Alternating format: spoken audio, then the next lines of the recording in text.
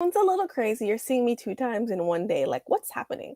Well, I have a friend that I want you guys to hear from. Um, his name is Donvil. He lives in the New York area. He's also Jamaican like me, which is actually kind of cool. Okay, maybe not kind of like totally cool. I won't tell you too much about him because I also want him to kind of like introduce himself to you guys. And all the exciting things. So, without further ado, all the drum rolls, and I click a button. Donville is here, people. I love the intro. Hello, everybody. Uh, Welcome, Donville. Welcome to all the And yes, things. I am a yardie. Whether that's positive or negative, I'm not sure I yet. mean, if you're talking to my people, they love you. Because I'm pretty unapologetically Jamaican, Mhm. so it's kind of just one of those things. All right, so diving right into it, I have a quote here from the Event Marketing Institute. They do this publication, it's called Event Marketer, and it goes, events that incorporate high quality graphics and visual elements generate 20% more leads than those without. What do you think about that? That's interesting. I think that statistic is good to know. And I could use that as well because the big thing about design, I always say that to my team that if the design isn't good, it's what I call visual noise. Mm-hmm. And when there's visual noise created, people run away from noise, where good design actually helps people to focus in, especially if uh, in anything, story is always good and it always matters. And a good design is a story that kind of leads people to where you want them to look and in what order you want them to look at each thing in the design. And so it makes sense. It helps to draw people in more if the design is done well. All right, so before we go too deep into it, tell the people who you are and what you do and why they should even listen to anything that you're saying. I mean, they know me, right? Like they don't need to know me anymore, but you talk to me about who you are. Sure. So my name is Donvil, as you guys know already, and I'm the CEO of a company called VCast. We're a full service video production and event production services company. Provide things as far as full on AV, audiovisual production services for events, as well as producing high end video with storytelling and content and things of that nature. And also, big part of how we sort of marry all these things together is we have a very big specialty in fundraising and nonprofits and for annual galas and things of that nature, where we have a proprietary technology that is used all around the country to fundraise with a thermometer and etc. And that is one of the areas where we use a lot of purposeful design, as well as in the event production and the design around that. So that's VCast.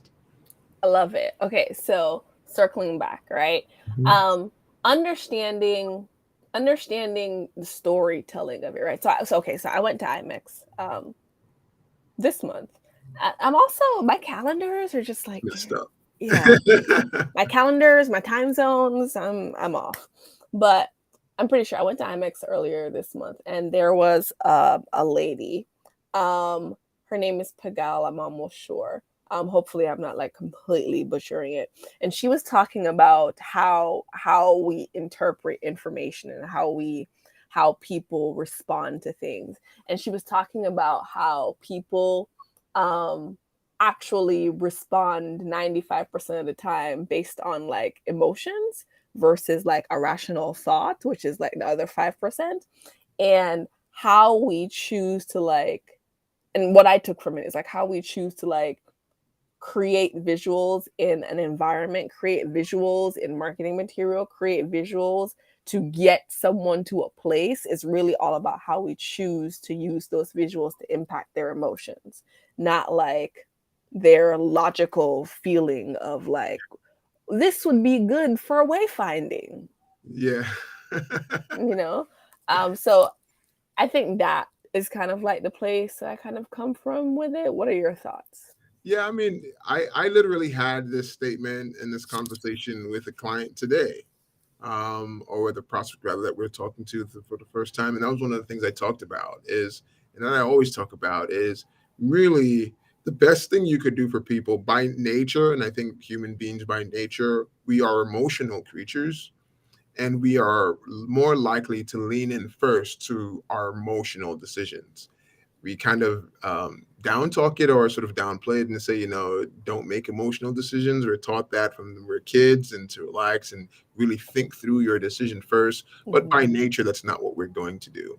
And people really feel, and I think it's encouraged more now than before, but people really feel that I'm going to follow my gut. I'm going to follow how I feel first. And that usually lands me and treats me well. So I always say, and that's what I said in that conversation today, is specifically even the way how we do things, we're always leaning into making into to encouraging that emotional decision. And as we know that what we're providing or what we're pushing for someone to make a decision on is a good thing, we're going to lean people into an emotional reaction, which to emotional decision. And especially for us, where a big chunk of our clients are nonprofits, you can imagine where that's even more important. It's just like we're trying to get people to pull on the heartstrings a little bit. Yeah. And we always say if we can get them to cry a tear, or we can get them to, to kind of jerk up a little bit, then money falls out too, right? So we're kind of always in that process. But overall, even if it's not fundraising, even for our for-profit clients, it's the same deal. Emotional decisions are much easier to even, I like to say, remember.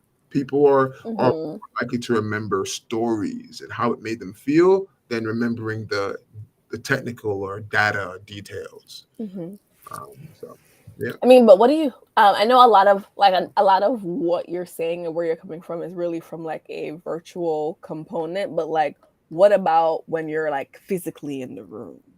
Yeah. Like, how do you feel? How do you see that like translating? So I have another little statistic for you.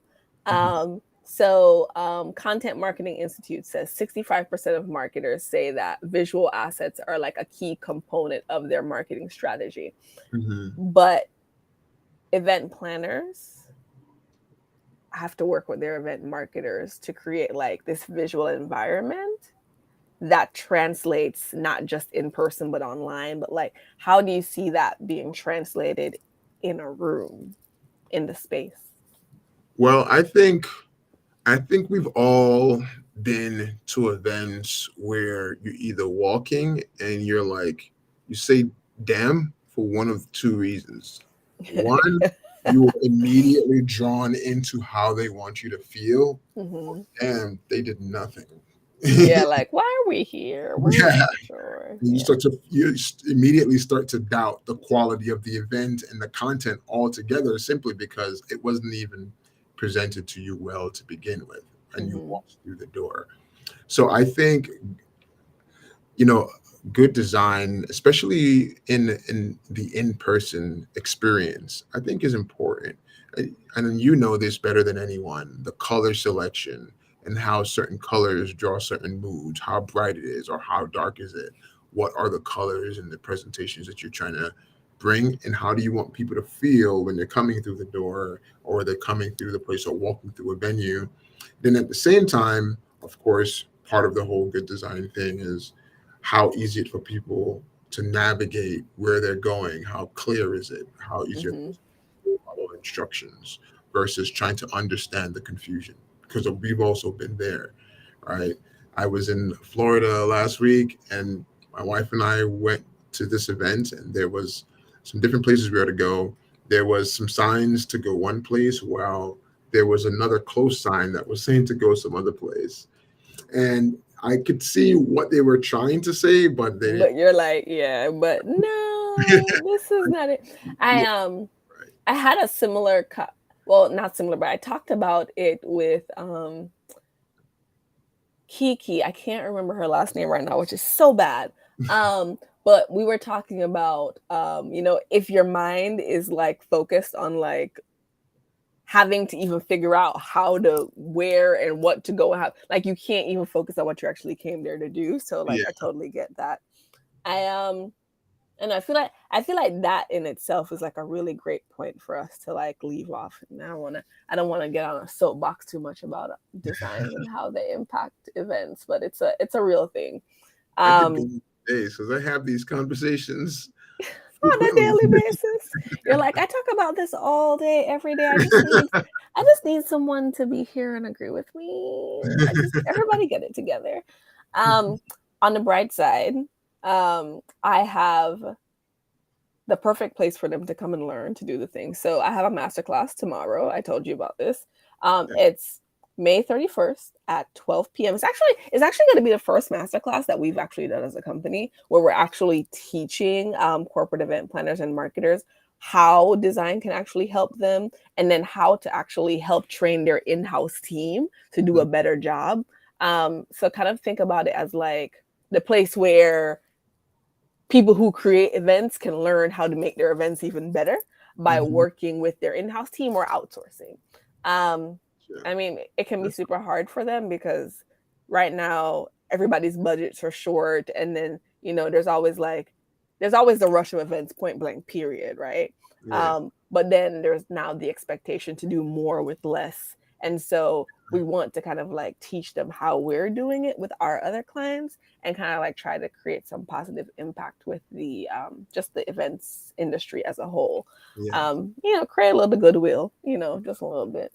Well, that's Um, good. And I'm sure everyone should know, if you haven't already, it's super valuable. So if you're getting this, you steal it, run away with it before it's no longer available. yeah, absolutely. I mean, I put a little ticker at the bottom there. I could even put a little QR code up there so they can scan it whenever they're ready. And of course, I'll drop it in the comments.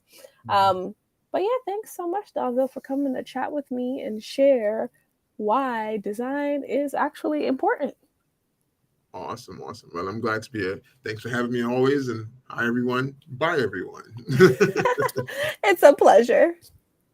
Oh my gosh, wait guys, if you haven't, and I'll put this in the like in the edit too, like, but if you haven't, you need to go and watch, or no, listen, because we don't have the video up, but listen to Donville's episode on Aventus 365. If you've never listened, you need to go listen. You'll learn all the things, I promise. Awesome. All right, now I can say bye. Bye.